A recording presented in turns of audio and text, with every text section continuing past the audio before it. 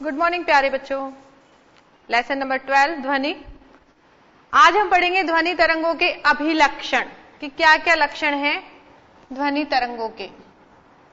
इसके लिए हम एक ग्राफ बनाते हैं बच्चों। इसे ग्राफ को हम साइड में ही बनाएं क्योंकि हमें परिभाषाएं भी लिखनी पड़ेंगी। तो हम एक ग्राफ बनाते हैं। एक ग्राफ, ये x ये y प्लस में होता है ना, ये y माइनस में। अब हमने क्या किया कि यहां पर इस तरीके से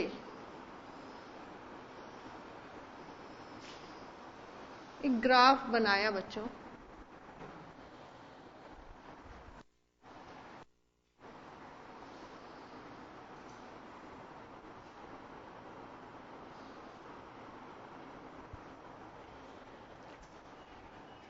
संपीड़न पढ़ा था हमने। संपीड़न, संपीड़न में क्या था कि कण पास पास आ गए थे।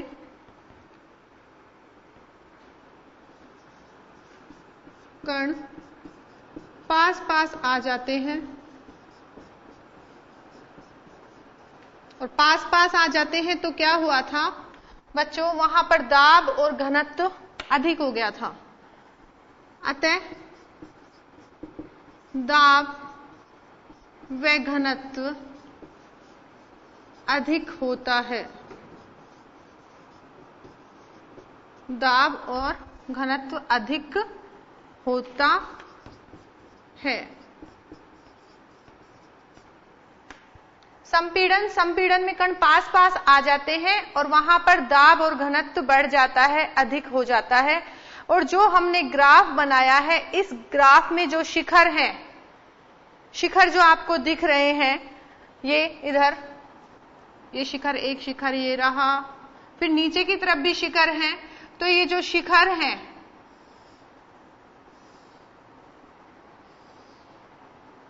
चाहे ऊपर हो या नीचे, चाहे माइनस की तरफ हो चाहे प्लस की तरफ, तो ये शिखर हैं ग्राफ में, वो किसको दर्शाते हैं? संपीड़न को। तो हम लिखेंगे ग्राफ में इन्हें, किन्हें? संपीड़नों को। इन्हें किससे? शिखर से, शिखर से दर्शाया है।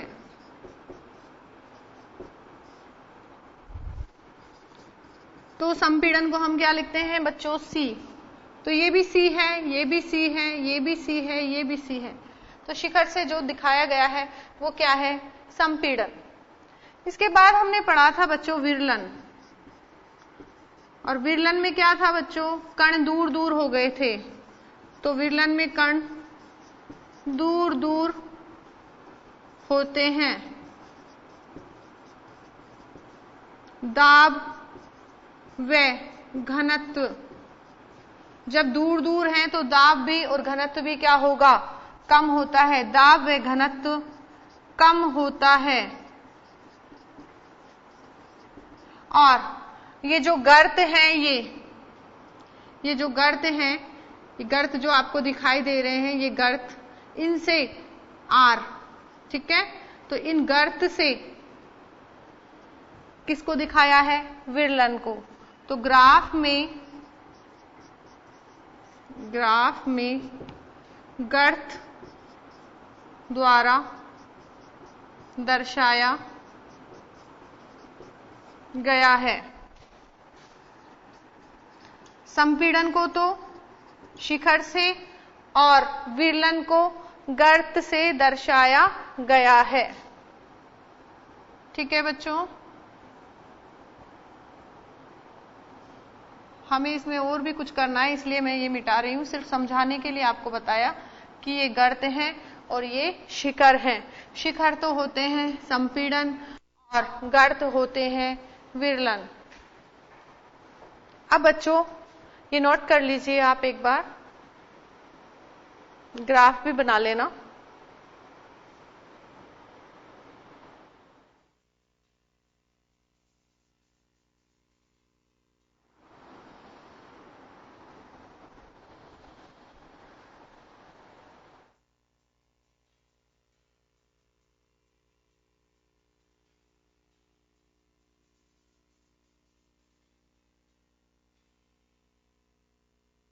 वह क्षेत्र है जहां कण पास पास आ जाते हैं, दाब अधिक हो जाता है, घनत्व अधिक हो जाता है। ग्राफ में इन्हें शिखर से दर्शाया है। विरलन, विरलन वह क्षेत्र है जहां कण दूर दूर होते हैं, दाब और घनत्व क्या होता है, कम होता है, और इसे हम गर्त द्वारा दर्शाते हैं।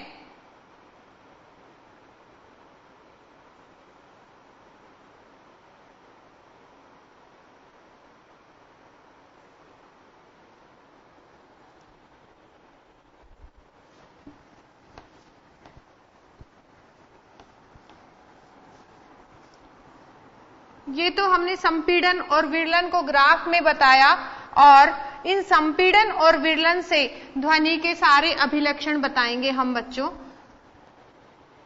तो पहला अभिलक्षण हमारा आता है तरंग धैर्य।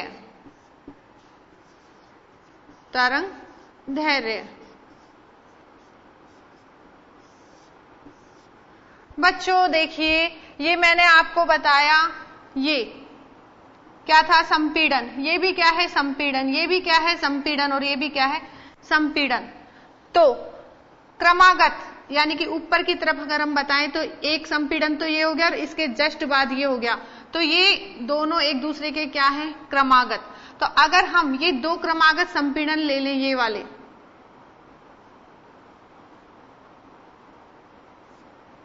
या फिर दो क्या ले लें हम, विरलन ले लें। जैसे यहां से कहां तक का, यहां तक का, क्योंकि ये विरलन है। तो हम संपीड़न से ही शो कर रहे हैं कि ये दो क्रमागत संपीड़न, चाहे ये वाले संपीड़न ले सकते हैं आप, या फिर दूसरे कलर से मैं आपको बता देती हूं कि हम विरलन भी ले सकते हैं। तो एक गर्त ये है, तो हम ये ले सकते हैं, दूसरा गर्त क्रमागत ये हो गया। तो दो क्रमागत, या तो क्या ले लो आप, संपीड़न, या फिर क्या ले लो, विरलन। तो दो क्रमागत ये दोनों, या फिर ये दोनों, या फिर ये दोनों।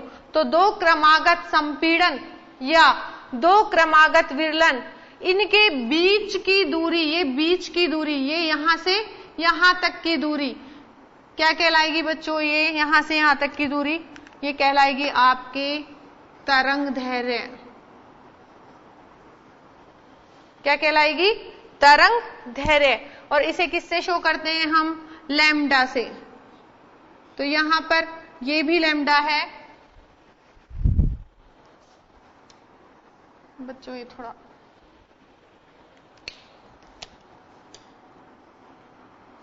देखिए, यहां से यहां तक के बीच की दूरी, ये यहां से यहां तक के बीच की दूरी, ये क्या है, लैम्डा। और लैम्डा क्या है, तरंग धैर्य।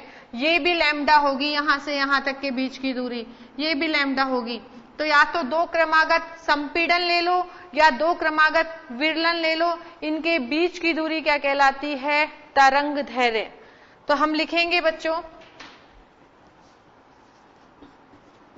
दो क्रमागत संपीड़न, या तो दो क्रमागत संपीड़न ले लो, ऊपर वाला या नीचे वाला कोई सा भी, अथवा दो क्रमागत विरलन। जो ग्रीन लाइन से दिखाए हैं वो विरलन है, तो दो क्रमागत विरलन के बीच की दूरी तरंग धैर्य कहलाती है।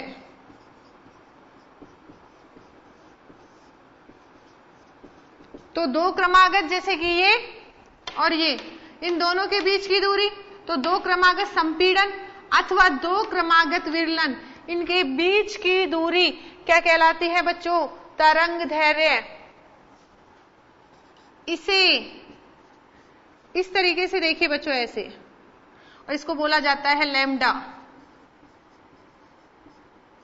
इसे लैम्डा से निरूपित करते हैं, इसे लैम्डा से निरूपित करते हैं। अब ये दूरी है तो इसका मात्रक क्या होगा बच्चों? मीटर। तो क्या लिखेंगे? इसका SI मात्रक मीटर है। आपको याद रखना है परिभाषा आ जाती है क्वेश्चन में, टॉपिक बन के आ जाता है। तरंग दैर्घ्य की परिभाषा पॉइंट्स बनाकर पूछ लेते हैं। तो तरंग दैर्घ्य क्या है? तरंग दैर्घ्य आपको ग्राफ याद रखना है और फिर लिखना है। आपको पता होना चाहिए कि ग्राफ में जो शिखर है वो तो है आपके क्या? शिखर क्या कहला रहे हैं बच्चों? संपीड़न।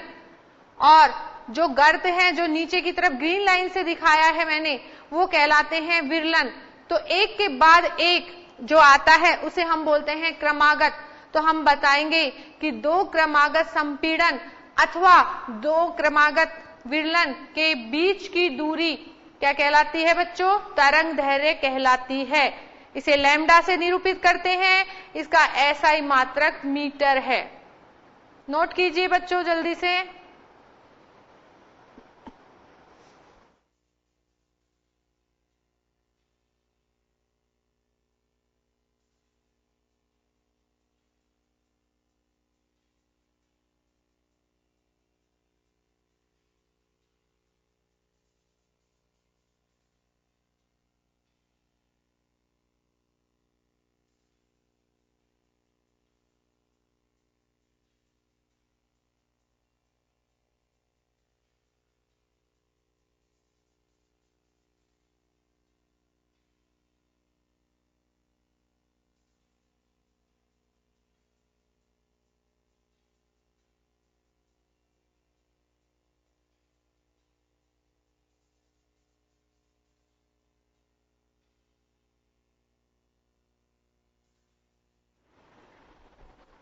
तो ये पहला बिंदु, पहला अभिलक्षण था हमारा तरंग दैर्घ्य। नेक्स्ट अभिलक्षण आता है हमारा तरंग आवृत्ति। तरंग ही पढ़ रहे हैं और कौन सी तरंग? ध्वनि तरंग। तो नेक्स्ट टॉपिक है हमारा तरंग आवृत्ति। सेकंड पॉइंट, आप देखिए कि बच्चों एकांक समय ले लो आप, 1 घंटा, 1 सेकंड या 1 मिनट। इसमें जितने संपीड़न और विरलन गुजरेंगे, जितने संपीड़न और विरलन गुजरेंगे एकांक समय में, वह कहलाएगी तरंग आवृत्ति। तो हम लिख सकते हैं बच्चों, क्या लिखें कि एकांक समय में, यानी कि 1 घंटा मानो, चाहे 1 मिनट मानो या 1 सेकंड, एकांक समय में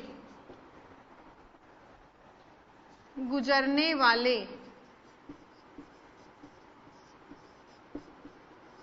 संपीड़न तथा विरलन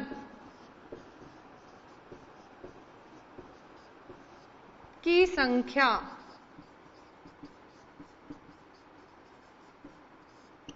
तरंग आवृत्ति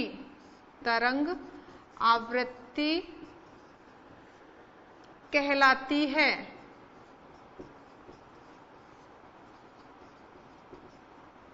एकांक समय में गुजरने वाले संपीड़न तथा विरलन की संख्या तरंग आवृत्ति कहलाती है। इसे बच्चों देखिए इस तरीके से ऐसे घुमा के, ये न्यू, इसे न्यू से निरूपित करते हैं। किससे निरूपित करेंगे? न्यू से। इसका मात्रक क्या है बच्चों? हर्ट्ज। इसका मात्रक किसका? तरंग आवृत्ति का। इसका मात्रक हर्ट्ज, ब्रैकेट में इसको शो करते हैं HZ से। इसका मात्रक हर्ट्ज HZ है। तो यह हमारा दूसरा बिंदु हो गया बच्चों, नोट कीजिए तरंग आवृत्ति। तो तरंग आवृत्ति क्या है? एकांक समय में गुजरने वाले संपीड़न तथा विरलन की संख्या तरंग आवृत्ति कहलाती है। इसे न्यू से निरूपित करते हैं, इसका मात्रक हर्ट्ज है।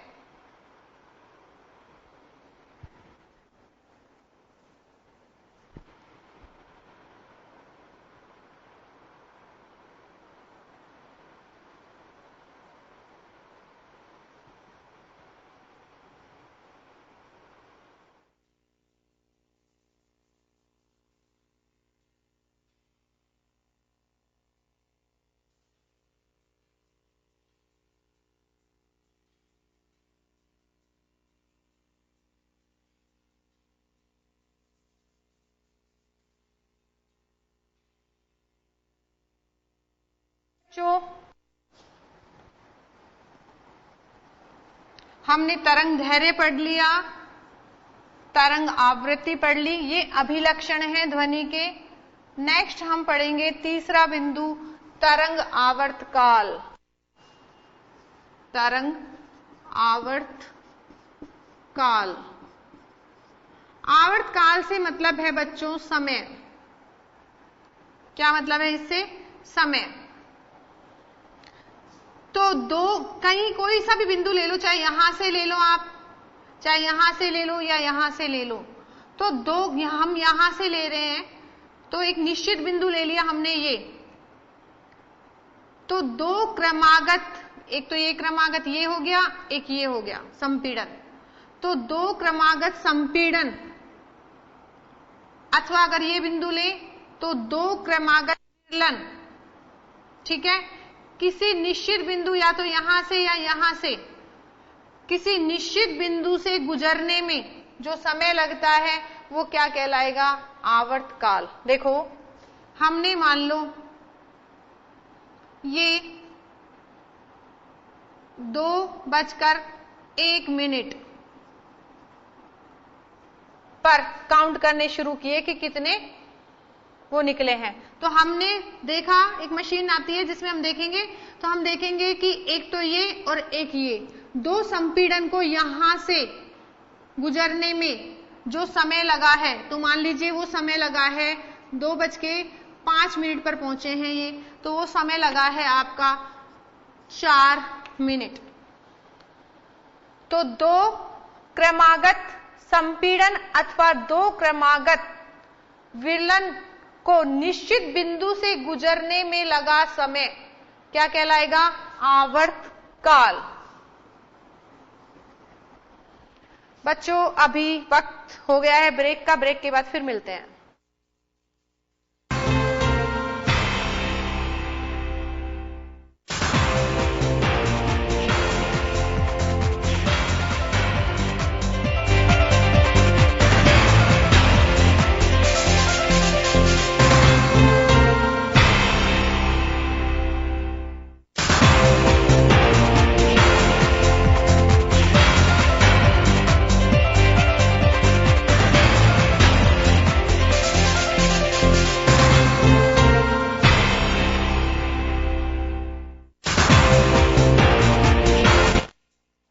ब्रेक के बाद स्वागत है बच्चों आपका। हम पढ़ रहे थे तरंग आवर्त काल, तो समझा दिया मैंने आपको। अब इसकी परिभाषा लिख लेते हैं। दो क्रमागत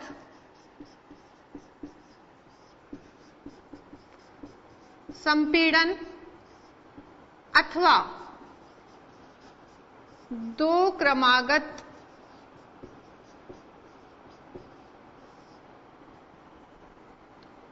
क्रमागत संपीड़न अथवा दो क्रमागत विरलन को किसी निश्चित बिंदु से गुजरने में, किसी निश्चित बिंदु से या तो दो क्रमागत संपीड़न या दो क्रमागत विरलन गुजरते हैं, तो निश्चित बिंदु से गुजरने में लगा समय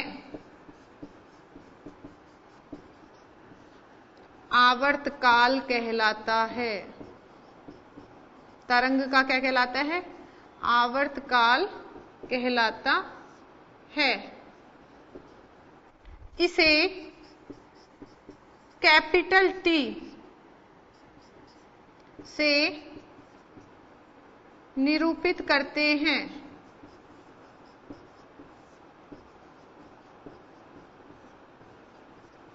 और समय का मात्रक क्या होता है? मिनट, सेकंड, घंटा, तो हम यहां पर सेकंड लेंगे। तो इसका मात्रक किसका? आवर्तकाल का। इसका मात्रक सेकंड है।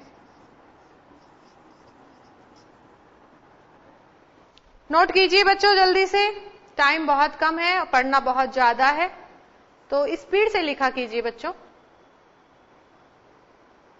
दो क्रमागत संपीड़न अथवा दो क्रमागत विरलन को किसी निश्चित बिंदु से गुजरने में लगा समय आवर्तकाल कहलाता है। इसे कैपिटल टी से निरूपित करेंगे। इसका मात्रक क्या है बच्चों? सेकंड।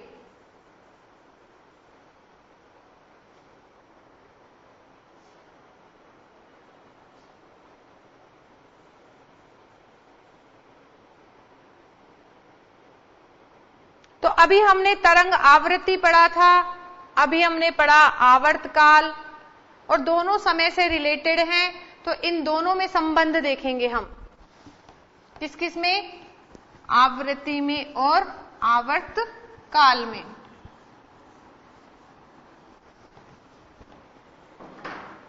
देखिए बच्चों, तरंग आवृत्ति तथा तरंग आवर्तकाल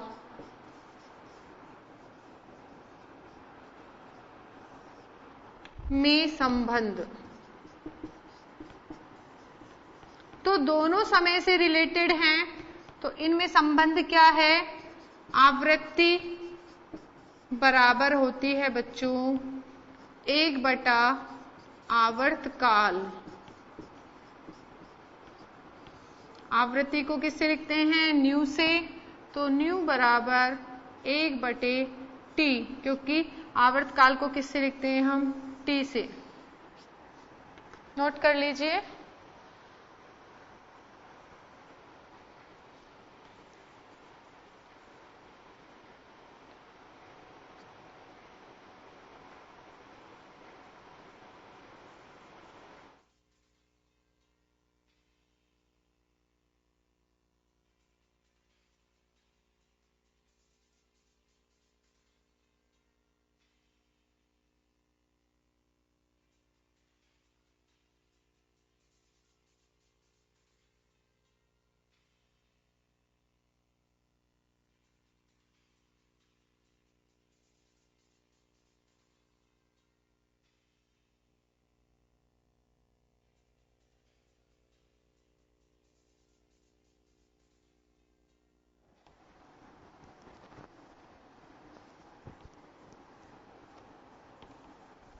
नेक्स्ट बच्चों,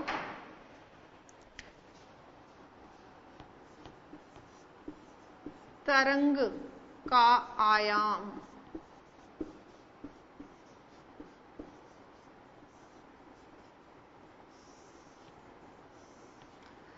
ये बच्चों, ये वाली जो स्थिति है, ये बीच की स्थिति है, और इस स्थिति को हम बोलते हैं माध्य स्थिति। माध्य स्थिति या मूल स्थिति भी बोलते हैं, मूल स्थिति। अब देखिए, कण कंपन कर रहे हैं और कंपन करके अधिकतम यहां तक गए या फिर अधिकतम इधर तक गए।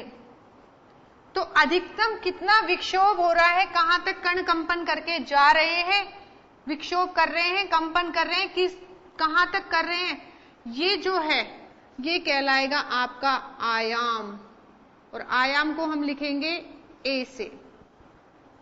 किससे लिखेंगे? ए से। तो हम क्या लिखेंगे बच्चों?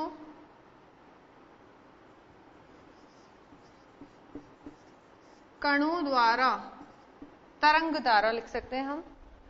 एक बार आप पहले उसका डायग्राम बना लीजिए। तरंग का आयाम हम लिख रहे हैं।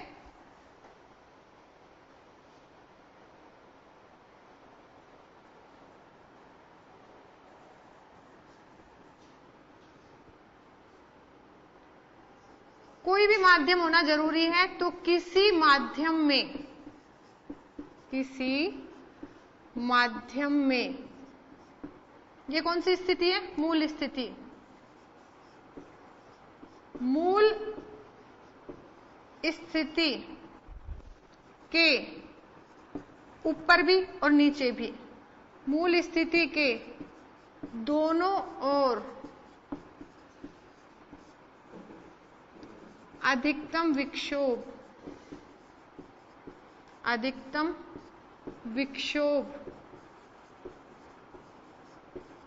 को तरंग का आयाम कहते हैं। तो बच्चों मूल स्थिति है, इससे ऊपर या नीचे कितनी ऊपर नीचे कंपन करते हैं ना कण, तो ऊपर नीचे कितना कंपन होता है, किस दूरी तक होता है, किस डिस्टेंस तक होता है, या कितना विक्षोभ अधिकतम होता है। तो जो अधिकतम विक्षोभ होता है वह अधिकतम विक्षोभ ही क्या कहलाता है? तरंग का आयाम। तो किसी माध्यम में मूल स्थिति के दोनों ओर अधिकतम विक्षोभ को तरंग का आयाम कहते हैं। इसे किससे दर्शाएंगे बच्चों? वहां चित्र में किससे दर्शाया है? कैपिटल ए से। इसे कैपिटल ए से निरूपित करते हैं।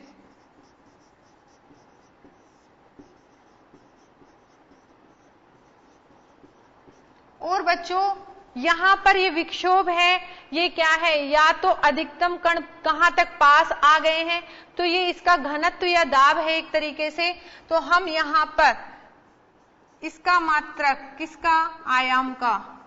इसका मात्रक दाब या घनत्व का मात्रक होगा ध्वनि के लिए। दोबारा से लिख देते हैं बच्चों, ध्वनि के लिए, ध्वनि पढ़ रहे हैं हम इसलिए ध्वनि के लिए ही बताएंगे। ध्वनि के लिए तरंग के आयाम का मात्रक दाब या घनत्व का मात्रक होता है।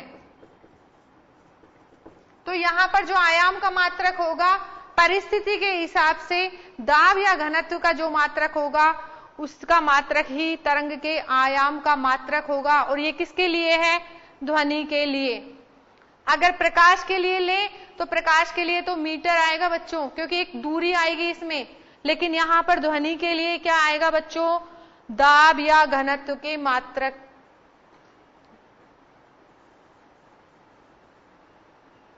ठीक है, उतार लीजिए, जल्दी से नोट कीजिए।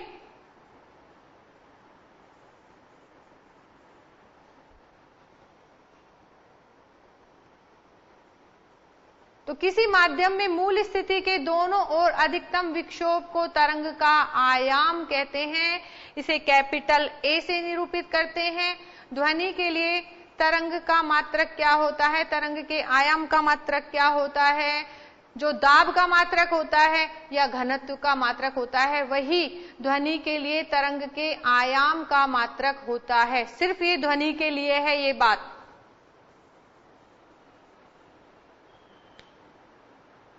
नेक्स्ट टॉपिक आता है बच्चों तरंग का वेग।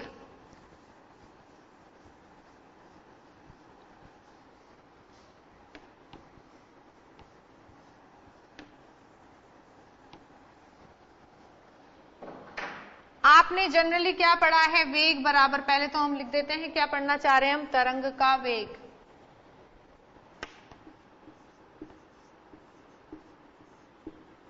तरंग का वेग। वेग को किससे लिखते हो बच्चों आप? पढ़ा था ना, स्मॉल v से क्या पढ़ रहे हैं हम, तरंग का वेग। कोई भी बिंदु ले लो, चाहे ये ले लो, चाहे कोई सा भी ले लो, कहीं भी बिंदु ले लो, तो किसी बिंदु से एकांक समय में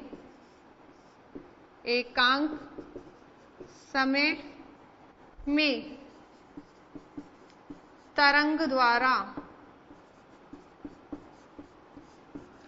तय की गई दूरी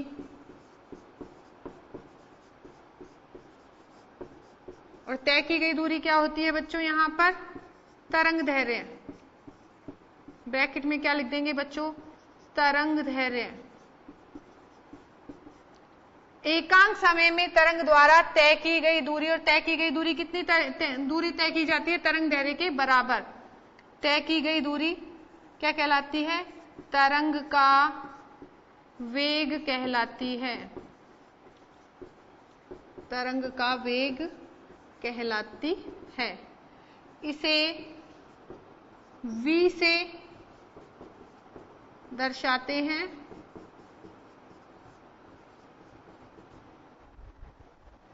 किसे, तरंग के वेग को। इसका मात्रक, जो वेग का मात्रक होता है वही होगा मीटर प्रति सेकंड। इसका मात्रक मीटर प्रति सेकंड होता है। और हम यहां पर देखते हैं, इधर लिखते हैं तो परिभाषा है, इधर देखते हैं v, और v बराबर क्या आएगा, दूरी। और दूरी क्या है तरंग के लिए, दूरी क्या है, तरंग दैर्घ्य अपॉन समय। तरंग के लिए समय को क्या बोलते हो, आवर्तकाल। क्या बोलते हो, आवर्तकाल। v बराबर लिख देंगे बच्चों, क्या लिखेंगे, v बराबर लैम्डा अपॉन टी। लैम्डा तो क्या है, तरंग दैर्घ्य, और टी क्या है, आवर्तकाल। नोट कीजिए बच्चों जल्दी से।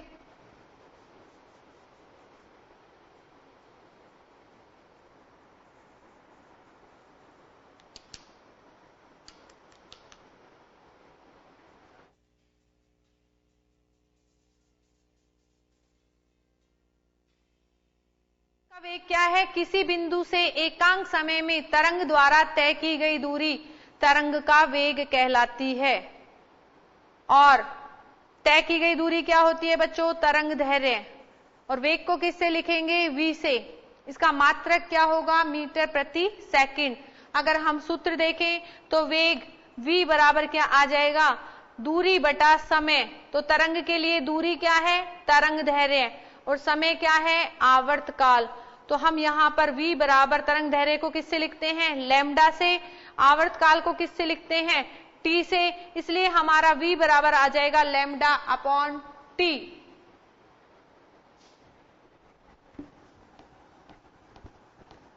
अभी हमने v बराबर निकाला लैम्डा अपॉन t, दूरी बटा समय। दूरी थी हमारी लैम्डा और समय था हमारा कैपिटल T। तो हमने यहां पर लिखा v बराबर लैम्डा अपॉन t। देखिए बच्चों, हम इसको इस तरीके से लिख दें कि लैम्डा इंटू 1 अपॉन टी, लिखा था ना।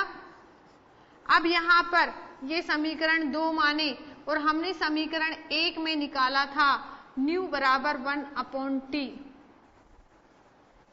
तो 1 अपॉन टी का मान इधर रख दो यहां पर, तो v बराबर आपके आ जाएगा लैम्डा इंटू न्यू।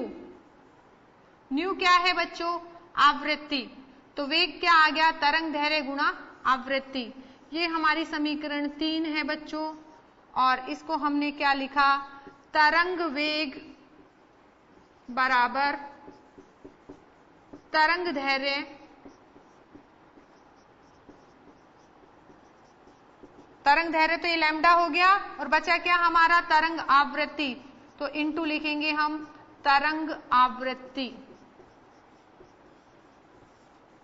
तो अब हमें एक फॉर्मूला तो ये मिला कि वेग बराबर तरंग धैर्य बटे आवर्तकाल।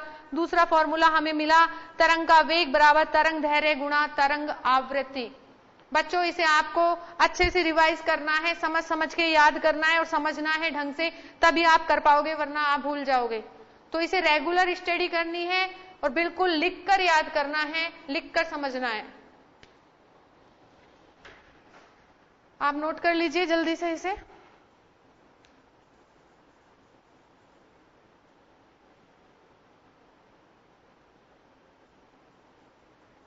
तो अब वक्त हो चला है बच्चों, आज के लिए इतना ही। Thank you.